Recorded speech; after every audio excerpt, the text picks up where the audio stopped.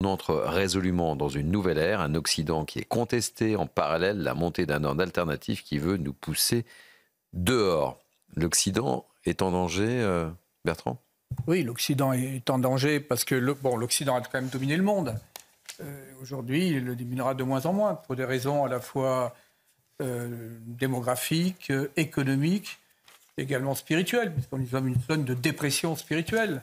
C'est un des éléments aussi qui peut expliquer également la chute démographique, l'individualisme, le primat de cet humanoïde libéral-libertaire qu'évoquait Michel Gluskar en 1969, qui était un sociologue marxiste.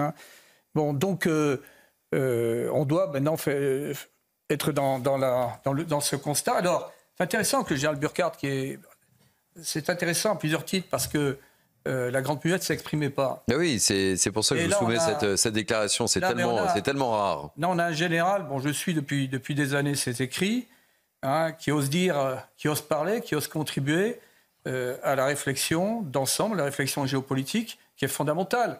Donc aujourd'hui, vous avez donc un Occident qui est de plus en plus affaibli, qui a renoncé à la volonté de puissance. L'Union européenne, c'est la volonté d'impuissance.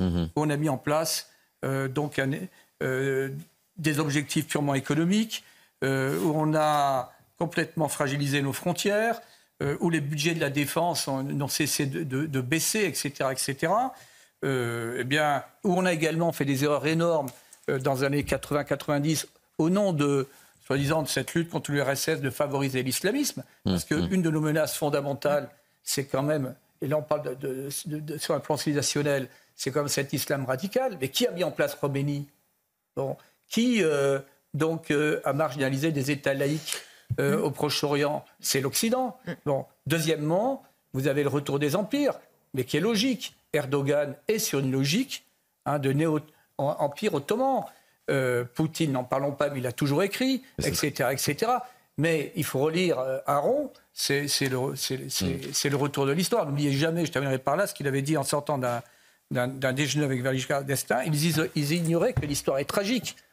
Mais on revient à la tragédie, l'histoire est faite de violence.